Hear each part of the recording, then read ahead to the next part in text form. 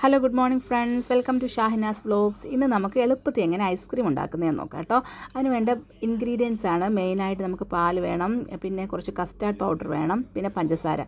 ആദ്യം പാൽ നമ്മൾ കുറച്ച് ഒഴിച്ച് കൊടുക്കും. ഇതിപ്പോൾ ഞാൻ ഫുൾ ഫാറ്റ് മിൽക്ക് എടുത്തുകൊണ്ട് കുറച്ച് വെള്ളം കൂടി ഒഴിച്ചൊന്ന് ലൂസാക്കി കൊടുക്കുകയാണ്. ഇനി നമുക്കിത് ബോയിൽ ചെയ്യാനായിട്ട് ഹെൽപ്പ് ചെയ്യണം. ബോയിൽ ചെയ്യുന്നതിന് മുമ്പ് നമ്മൾ കുറച്ച് കസ്റ്റാർഡ് പൗഡർ ഒരു ഗ്ലാസ്സിലെടുത്ത് അതിൽ കുറച്ച് ഹോട്ട് മിൽക്ക് കൂടി ഒഴിച്ച് ഞാൻ ഷുഗറും കൂടി ഇട്ട് ആഡ് ചെയ്തിട്ട് ഒന്ന് ഇളക്കി കൊടുക്കുകയാണ്, അതിൻ്റെ ആ തിക്നെസ് മാറാൻ വേണ്ടിയിട്ട്. ഓക്കെ, ഇതിന് ശേഷമേ നമ്മളിത് പാലിനകത്തേക്ക് ഒഴിച്ചു കൊടുക്കാവൂ.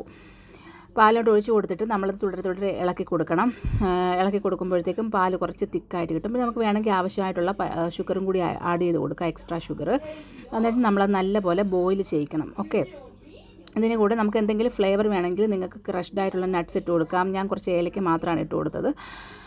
നട്ട്സോ നമുക്ക് ആവശ്യമായിട്ടുള്ള മറ്റ് സാധനങ്ങളോ ഇട്ട് നമുക്കത് ഫ്ലേവർ മാറ്റാവുന്നതാണ്.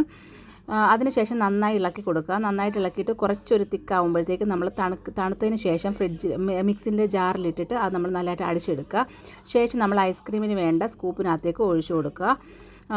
ഇത് എല്ലാ സ്കൂപ്പിലും നിറച്ചിട്ട് അത് നമ്മൾ അല്ലെങ്കിൽ നമുക്ക് കുറച്ചൊരു ഗ്ലാസ് എടുത്ത് ഗ്ലാസ്സിന് അതും കൂടി ഒഴിച്ച് കൊടുത്താൽ അതൊരു സ്റ്റിക്കും കൂടി ഇട്ടാൽ നമുക്ക് പെർഫെക്റ്റായിട്ട് ഐസ്ക്രീം കിട്ടുന്നതായിരിക്കും. ഇതുപോലെ ഫ്രീസറിനകത്ത് വെച്ച് കൊടുക്കണം. ഒരു 4-5 മണിക്കൂർ കഴിഞ്ഞതിന് ശേഷം നമ്മളിതൊന്ന് എടുത്ത് നോക്കുകയാണെങ്കിൽ നമുക്ക് പെർഫെക്റ്റ് ആയിട്ടുള്ള ഐസ്ക്രീം കിട്ടിയിരിക്കും ഫ്രണ്ട്സ്. ഓക്കെ, അപ്പോൾ എല്ലാവരും ഷാഹിനാസ് വ്ലോഗ് സബ്സ്ക്രൈബ് ചെയ്യൂ. Thank you for watching my video.